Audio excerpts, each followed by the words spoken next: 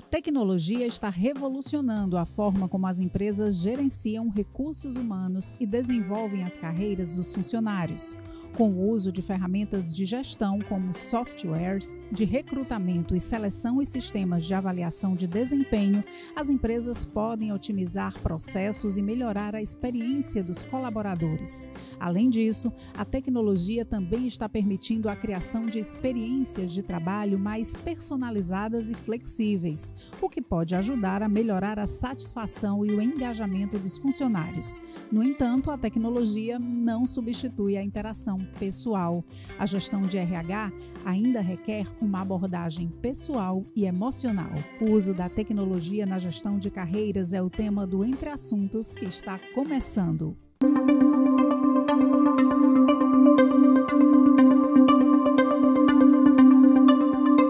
Para falar mais sobre tecnologia e recursos humanos, eu recebo aqui a Mariana Jatobá, que é especialista em recursos humanos e tem aí um currículo imenso e vasto nessa área também de tecnologia aplicada a recursos humanos. Mariana, seja muito bem-vinda. Obrigada, Elba. É um prazer estar aqui com você hoje.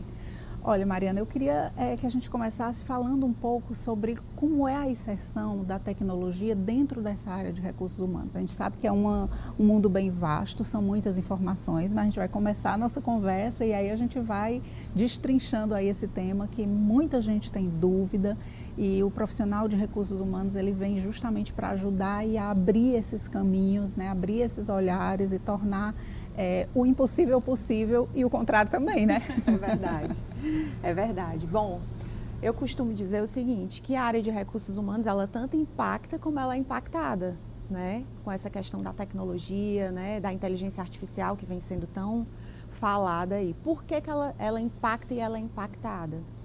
Porque simplesmente a área de recursos humanos, ela precisa dar suporte para a empresa passar pelo seu processo de automação e de crescimento em todas as áreas do negócio, mas ela também precisa trazer para ela a tecnologia que ajude a potencializar os resultados da área. Então, eu preciso, enquanto profissional de recursos humanos, olhar para esses dois escopos. Eu preciso dar um suporte, mas eu também preciso ser suportada, entende? Então, o profissional, ele precisa, né, que trabalha com recursos humanos, ele precisa ter um olhar diferenciado, que isso muitas vezes é negligenciado. A gente precisa ser estratégico e para ser estratégico, eu preciso olhar para a empresa, mas eu também preciso olhar para dentro do setor. Acaba que essa junção tecnologia-homem, ela é inevitavelmente inseparável.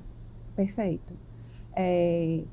A minha visão é que aquelas pessoas, aqueles profissionais que conseguirem trabalhar em parceria com a tecnologia, ou seja, eu ser um ser híbrido, né? Eu saber que eu sou importante enquanto ser humano, enquanto profissional, mas eu também trazer o que tem de bom e de positivo na tecnologia, eu consigo potencializar e me destacar no mercado de trabalho.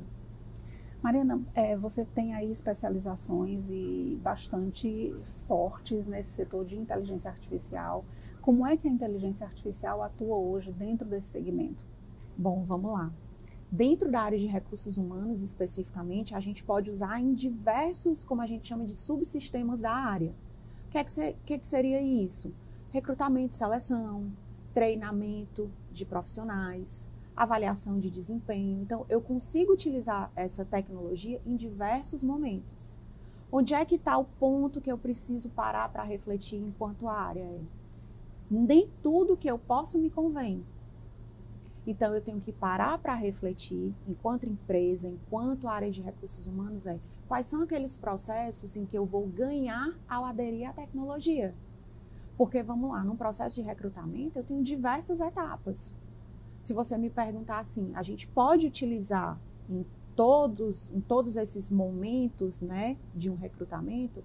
Poder eu posso, mas será que eu deveria utilizar em todos eles? Então, são questões que a gente precisa se fazer. Entende, Elba? Sim. E dá para se ter uma ideia de que, nesse momento atual, o profissional de recursos humanos em si, ele passou a ter um reposicionamento de mercado muito forte. Porque é como se ele fosse um elo entre essa transição, né? Essa junção de tecnologia e análise olho no olho. né? É como se as pessoas estão ainda meio perdidas nesse processo todo evolutivo. E esse profissional de recursos humanos, ele é como se ele surge, ele ascende de uma forma como se ele fosse essa ponte. Seria mais ou menos isso, Mariana? É isso mesmo. A gente precisa entender o nosso papel enquanto profissional de RH e a importância que eu tenho de fazer essa conexão. Porque aquele velho ditado assim, da história que a diferença do remédio para o veneno é a dose. Né? A gente está sendo bombardeado, né, de tecnologias, de rede social, de muita informação. Então, essa ponte é justamente essa capacidade do profissional de RH de trazer para dentro da empresa esse equilíbrio entre o uso da tecnologia e onde é que eu mantenho ali o ser humano por conta do diferencial que o ser humano também pode trazer no processo de humanização, no processo de engajamento das pessoas, ou seja, de conseguir conquistar essas pessoas e trazer essas pessoas para dentro da empresa em torno de um objetivo comum. Então, o profissional de RH ele tem total importância nesse momento. Aí, quando a gente fala nesse processo, a gente está se referindo bastante à empresa, mas há hoje uma expertise que é também a expertise da consultoria, né? Você pode, enquanto profissional, seja você empresário, autônomo, enfim, sim, você pode sentir uma necessidade de redirecionamento ou de impulsionamento do seu próprio negócio. Onde entra o profissional de recursos humanos nesse momento, Mariana?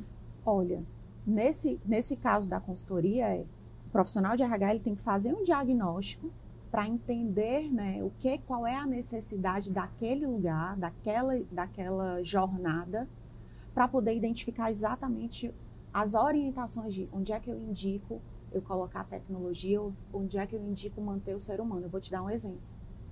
Eu tenho uma cliente que ela trabalha com atendimento.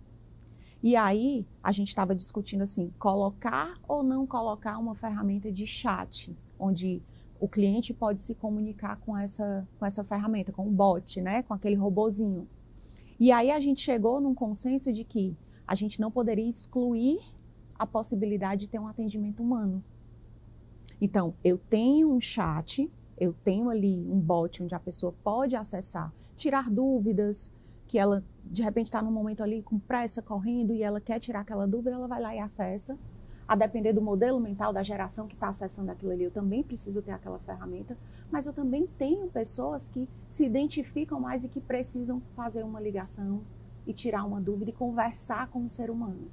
Isso é um ponto importantíssimo, né? Porque enquanto consumidora também, a gente sente, às vezes você se sente meio encurralada pela tecnologia. Tipo, eu quero falar com a pessoa, eu quero me comunicar, eu quero dizer, o meu problema nessas opções não se encaixa. Ele está até aqui, mas não é só isso, né? Então, às vezes a máquina ela não vai ter essa capacidade de compreensão e isso irrita muita gente. E até pode fazer um efeito contrário na imagem da empresa ou do profissional que usa, porque você, não quero porque eu não consigo simplesmente resolver meu problema assim. Perfeito, é exatamente isso. Olha, eu já me deparei com situações, prestando consultoria, né, nessa jornada, em que algumas empresas disseram assim, olha, Mariana, usar inteligência artificial no meu processo de recrutamento me afastou do candidato. Aí eu disse, foi. Quando eu fui investigar, é porque o público, para aquele tipo de vaga, ele não tinha tanto acesso ao digital. Então, para aquele público, ele afastava, que a gente chama de jornada, né, do employer brand, que é você trabalhar essa questão da marca empregadora, no lugar de favorecer, ele fazia o efeito contrário. Então, são esses pontos que a empresa precisa refletir na hora de aplicar a tecnologia. Em contrapartida, para outras vagas, aquilo ali funcionava perfeitamente, né? E esse ponto que você falou eu tenho que ter esse olhar de recursos humanos e ter essa maturidade dentro da área para identificar o momento exato, como você falou. Olha, até aqui ele me atendeu, mas daqui para frente ele já não me atende. O meu problema não se encaixa naquilo. E isso gera um desgaste com o cliente, que ninguém quer que aconteça. Exato. Né? Então, isso também é muito recorrente. Avançando um pouco na nossa conversa, se a gente partir para ainda dentro dessa questão de tecnologia e desse cenário de mercado de trabalho do mundo moderno, existe alguns pontos que estão bem alta. Transição de carreira, evolução de carreira ali dentro do mesmo quadro, mas eu estou estagnada, eu quero evoluir. De que forma, Mariana, um profissional de recursos humanos pode atuar? Se eu quero, de repente, eu tenho 45 anos e eu quero mudar totalmente a minha vida, o que é que eu devo fazer? Eu costumo orientar, a primeira coisa é você parar para refletir quais são seus próximos passos, né? Quais são seus objetivos. E aí é uma das minhas expertises que eu tenho trabalhado ao longo desses anos, orientação de carreira. Porque é aquela coisa, Elba, antigamente a gente só trabalhava com 2 tipos de habilidades, a habilidade técnica e a habilidade comportamental. Então, a habilidade técnica, eu vou lá, faço um curso, adquiro uma nova ferramenta, faço uma graduação, né? Passo por aquele processo e eu, pronto, adquiri aquele conhecimento. A habilidade comportamental, que é a soft skill, são as habilidades voltadas para a nossa capacidade de conviver em sociedade. A minha capacidade de me comunicar, a minha capacidade de conviver com um time, né, de trabalhar em time. Mais de um tempo para cá, a gente entrou um outro tipo de habilidade, que são as digitais skills. Então, o profissional hoje, ele tem que pensar como é que está a minha habilidade, a minha capacidade de trazer tecnologias que favoreçam o meu trabalho. Porque a tecnologia, ela tem 2 impactos, se eu fosse te resumir assim, qual é o grande impacto da tecnologia hoje no mercado de trabalho e na minha profissão? 2 impactos. Automação, então tudo que puder ser de trabalho repetitivo, puder ser reduzido, ele vai ser. Tá? E o outro é ampliação, ou seja, eu pegar a tecnologia e utilizá-la como meu braço. A partir do momento que eu olho para a tecnologia e digo, ela pode ampliar o meu trabalho, eu consigo conviver em harmonia com isso. Então, o profissional do futuro, que já é agora que a gente precisa pensar, ele tem que trazer para a vida dele a capacidade de trabalhar com tecnologia. Fantástico. Agora, quando você quer mudar, há um tempo atrás, não tanto tempo assim, quando você arriscava mudar de carreira, por exemplo, você ainda hoje dá medo, né? Quem tem esse desejo e em algum momento da vida, quem nunca pensou, será que eu estou fazendo o que eu realmente quero? Será que eu estou no lugar certo? Ah, mas eu queria tanto fazer aquilo outro, enfim. E isso sempre ficou muito ali no campo das ideias, dos sonhos. Hoje, me dá uma sensação de que as pessoas se sentem mais à vontade para arriscar, né, muitas vezes. Até mesmo pelo próprio movimento do mercado, que é mais instável, que gera insegurança. Muitas vezes as pessoas se sentem encorajadas. Se eu estou na corda bamba mesmo, então eu vou arriscar. Isso é uma realidade de fato, Mariana? Com certeza, com certeza. E eu atribuo também, além disso tudo que você falou, que está corretíssimo, antigamente a gente tinha muito medo de ser julgado, de mudar. Então, o que é que a minha família vai pensar? O que é que o mercado de trabalho vai pensar?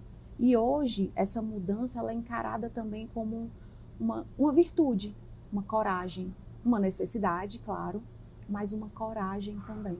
Então, muitas pessoas me procuram assim, para repensar a sua carreira, né? Para discutir um pouco, porque assim, a gente sente falta de conversar sobre a nossa carreira. A gente tem aí um arsenal hoje, graças a Deus, de pessoas para falar sobre saúde mental, né, que é um assunto extremamente relevante, extremamente importante, mas eu vejo que às vezes é escasso, assim, peraí, deixa eu parar para falar sobre mim, sobre a minha trajetória, deixa eu pensar um pouco sobre os meus próximos passos. E eu acredito que falta, sabe, até profissionais para ajudar nisso. Exato. Você parar para dizer assim, o que é que eu quero daqui a 5 anos? O que é que eu quero daqui a 10 anos? Porque senão você se vê assim, seguindo um fluxo, e quando você olha para trás e diz assim, será que era isso mesmo que eu gostaria de ter feito na minha vida? Né? Então são pontos extremamente importantes de reflexão. E é possível recomeçar? E é viável recomeçar, Mariana? É muito possível recomeçar. Eu já tive clientes assim que fizeram transições radicais, né? Muito importantes na vida delas. Claro, o desprendimento de energia, a gente não pode falar aqui de passe de mágica, né, Elba? Isso. Não existe isso. É um processo, né? É um processo que requer disciplina, que requer transpiração, né? Mas ele é possível. Como também tem pessoas que me procuram simplesmente para refletir um pouco mais, assim, como é que eu dou um up na minha carreira? Como é que eu faço ali uma melhoria? Será que eu estou bem? Como é que eu estou hoje? Porque você faz um processo de seleção e aí você entra na empresa, mas você não tem muito processo de autoconhecimento naquele momento. Você passou na vaga e você está feliz porque entrou. Mas quando é que você para refletir assim, quais são realmente meus pontos fortes? De alguém neutro, que está fora da minha empresa e que está olhando para mim com um olhar mais técnico, mas ao mesmo tempo com um pouco mais de compaixão por mim, né? Então, é possível sim, e é extremamente importante a gente se revisitar na carreira, sabe? Quando se toma essa decisão e se procura um profissional especializado para isso, como é que acontece esse passo a passo, Mariana? Tá. Quais são as etapas que a pessoa vai enfrentar?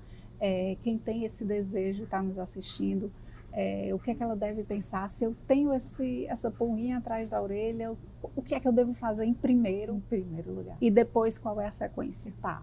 Eu vou tentar te resumir aqui um pouco desse processo, tá? Pelo menos o start dele aí. No caso, a gente faz o quê? A gente faz ali um momento de autorreflexão. A pessoa vai fazer uma verdadeira anamnese, né? Sabe quando você vai no médico e você preenche ali um formulário com todas as suas informações para o médico te conhecer um pouco? É mais ou menos isso, esse primeiro passo. Então, vou lá, vou parar para olhar para mim, vou pensar um pouco sobre os meus objetivos, eu aplico uma série de ferramentas e de técnicas, né? Para poder fazer um mapeamento das tuas habilidades, do teu comportamento. Eu costumo dizer que é uma fotografia. Eu vou fotografar você profissionalmente hoje. E aí, em cima disso, eu faço as análises, né, baseada aí na minha experiência e expertise, enfim. E eu faço um momento ali de uma sessão de 1h30, 2 com a pessoa, a gente vai falar só sobre ela. O foco desse momento é ela. Ela vai ter a oportunidade de conhecer todas as habilidades, pontos fortes, pontos de melhoria, e a gente refletir em cima daquele objetivo que ela está traçando, quais são as habilidades que ela vai precisar desenvolver para atingir aqueles novos objetivos. Então, eu te diria que o start é esse, né? Claro, a pessoa tem a oportunidade de dar continuidade a isso. E aí a gente vai fazer encontros para poder ela seguir naquele objetivo dela.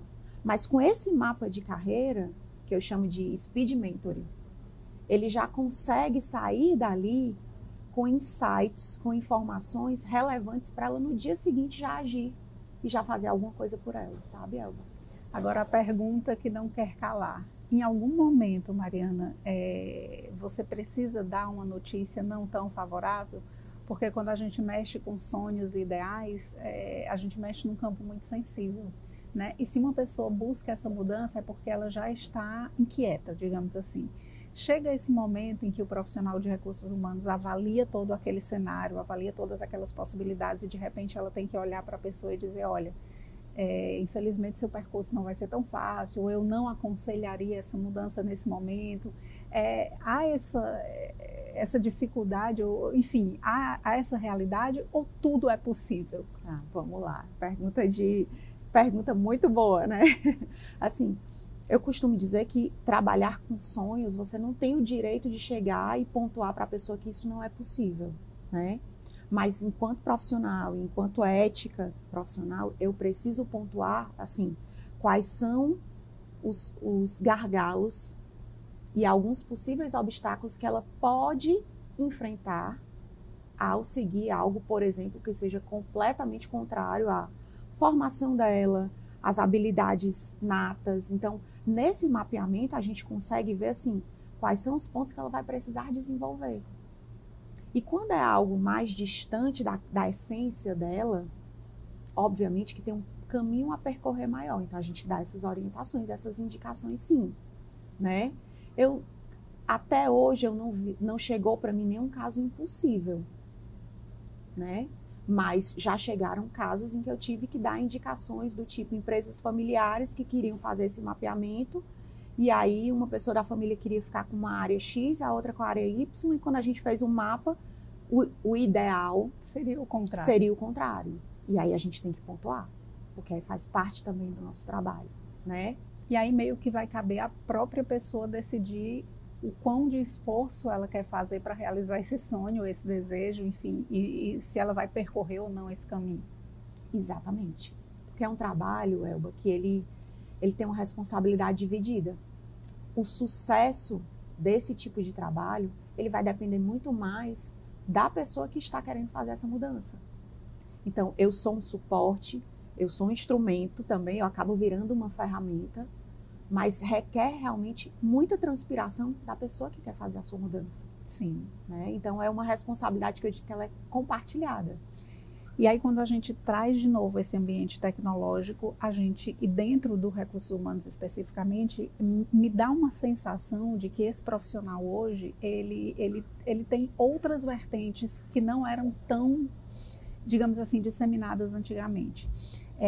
Por exemplo, a gente associa muito o departamento de RH de uma empresa, né? Aquela pessoa que faz o recrutamento, um serviço mais burocrático. Com o passar do tempo, isso foi muito humanizado, né? Se tem questões assim inúmeras que se tratam ali dentro de RH, éticas, comportamentais, circunstanciais, enfim.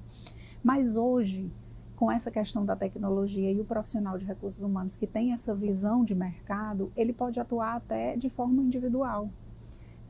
Por exemplo, eu uso a tecnologia, eu tenho um tempo na minha casa, eu quero empreender. Eu preciso de um profissional ali que me oriente nas minhas habilidades, que me dê esse caminho, juntando ali a tecnologia, e eu posso não ter uma empresa, e eu posso ser um empreendedor e ter um computador ali na minha casa, e dependendo do que eu vou fazer com a orientação correta, eu consigo ali alavancar uma carreira. Está correto esse pensamento? Totalmente correto, totalmente. Porque você acaba tendo nesse tipo de trabalho, um parceiro que vai te ajudar a pensar com você.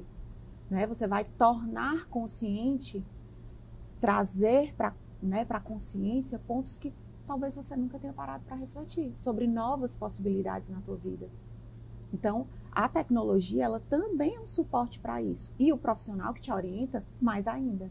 Né? Então, tem que desmistificar essa questão de que eu só procuro um profissional de RH se eu for um empresário, se eu tiver um departamento de RH na minha empresa, né? Isso está muito mais próximo de quem quer iniciar ou mudar de carreira, ou quem quer fazer algo diferente, ou quem quer alavancar o próprio negócio. É um outro perfil hoje de trabalho. Isso. E acrescentaria ainda mais um ponto. Perfeitamente o que você falou, acrescentaria mais um ponto.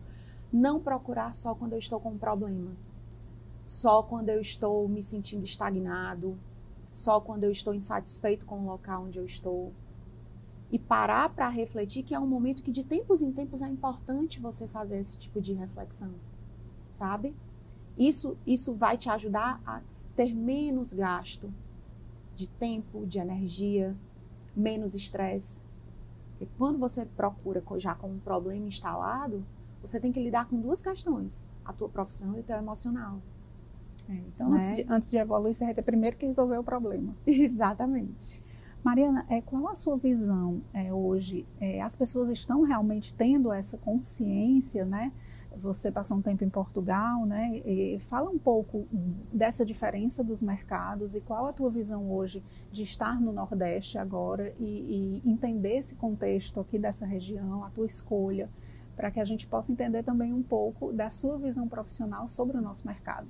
Olha, eu acredito que de 5 anos para cá, né, da pandemia para cá, vamos falar assim, isso tem mudado realmente. Assim, cada vez mais eu vejo mais pessoas se revisitando, buscando repensar o seu estilo de vida, né, repensando a sua carreira.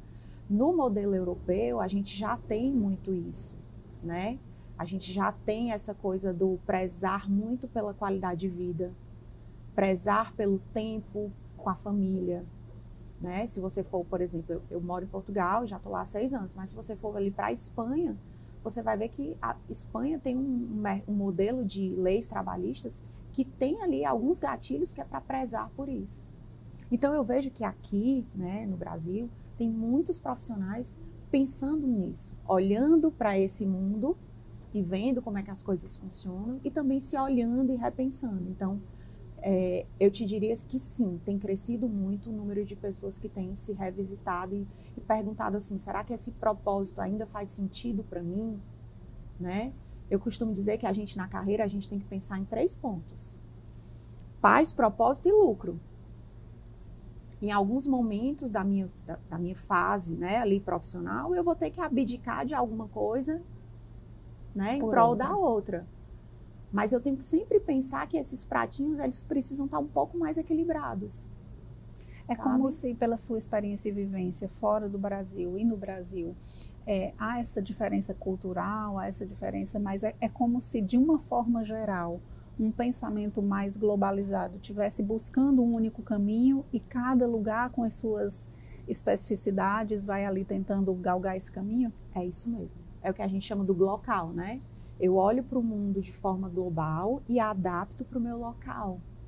Então, com acesso à internet, às informações, as pessoas estão tendo a oportunidade de ver como é que as coisas funcionam, às vezes, quando você não tem a oportunidade de ir presencialmente, mas você já tem acesso à informação.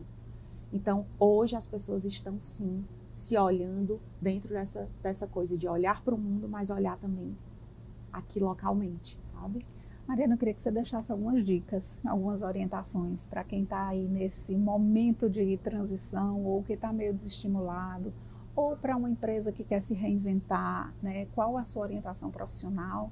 Deixasse algumas dicas gerais para que as pessoas possam aproveitar também aí as suas especialidades. Que bom.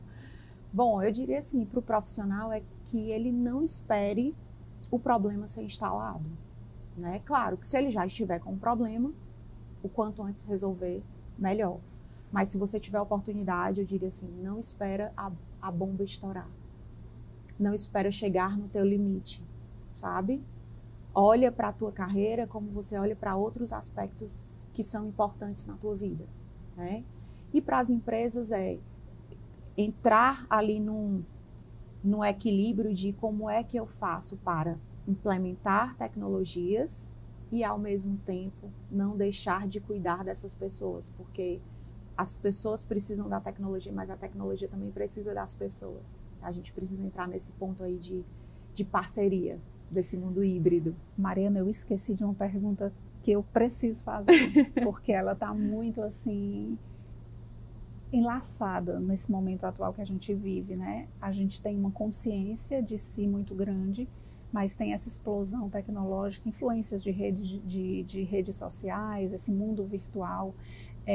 Enquanto profissional, enquanto pessoa, eu vejo que as pessoas ainda têm muita dificuldade em separar isso.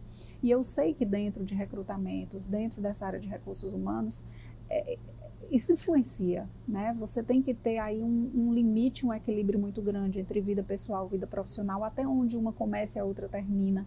Nesse mundo hoje complexo, você tem uma rede social profissional, você tem uma rede social pessoal, mas você não impede que a pessoa que te contratou visite ali a sua rede pessoal. Até que ponto aquilo impacta, né? Como eu devo me portar diante do mercado nesse mundo tão complexo e com informações que circulam tão rapidamente e esse limite entre o pessoal e o profissional fica tão pequenininho. É um limiar ali bem, né? Eu sempre costumo dizer para os meus clientes que você é a sua marca. E hoje nós só temos controle daquilo que a gente decide colocar numa rede social. A gente não tem mais controle do que acontece após isso. Então, essas escolhas é que vão influenciar. Eu também não tenho controle se a empresa que está fazendo o meu recrutamento, se ela vai acessar, como você disse. E muitas vezes ela acessa. Né? Hoje a gente já trabalha com inteligência artificial que faz análise de sentimentos. Então, baseado ali num conjunto de palavras, a inteligência artificial consegue fazer algumas indicações de perfis. Então, eu tenho que entender, enquanto profissional, que aquilo que eu coloco, a partir dali eu não tenho mais controle de nada. Então, eu tenho que, sim, assim como eu me preocupo com a minha imagem, imagem física na hora de ir para um processo de recrutamento, eu também preciso cuidar da minha imagem na rede social. Esse limite de que é uma terra de ninguém não é real. Não. A gente está vendo aí inúmeros problemas e casos absurdos a partir disso, porque as pessoas parecem que ainda não têm essa consciência. Então, isso para quem está entrando, para quem está no mercado, para quem está enveredando em evolução, é um ponto fundamental. Exatamente. Para você ter uma ideia, na França foi aprovada uma lei em que os pais não podem colocar foto de crianças até uma determinada idade, por conta da proteção, né, em relação à imagem e proteção de dados. São pontos que se deve levar em conta nesse mercado moderno aí de trabalho, de emprego e de vida mesmo, né? Exatamente. Mariana, eu queria que você deixasse seus contatos, como as pessoas podem te encontrar, como podem falar com você para saber mais sobre esse assunto que hoje é tão necessário. Perfeito. Então, vou agradecer e aproveitar, né, aquelas pessoas que quiserem entrar em contato. A minha rede social, vou passar meu Instagram, que é @mariana.n de navio, Jatobá. E aí lá tem um link, quem quiser falar, vai falar comigo, com a Lia, que é a minha assistente, e aí a gente dá um retorno e vai ser um prazer poder atendê-los. Foi uma conversa maravilhosa. Obrigada. Muito obrigada pela sua presença e volte sempre. Obrigada, foi um prazer, Elba. A gente fica por aqui e até a próxima.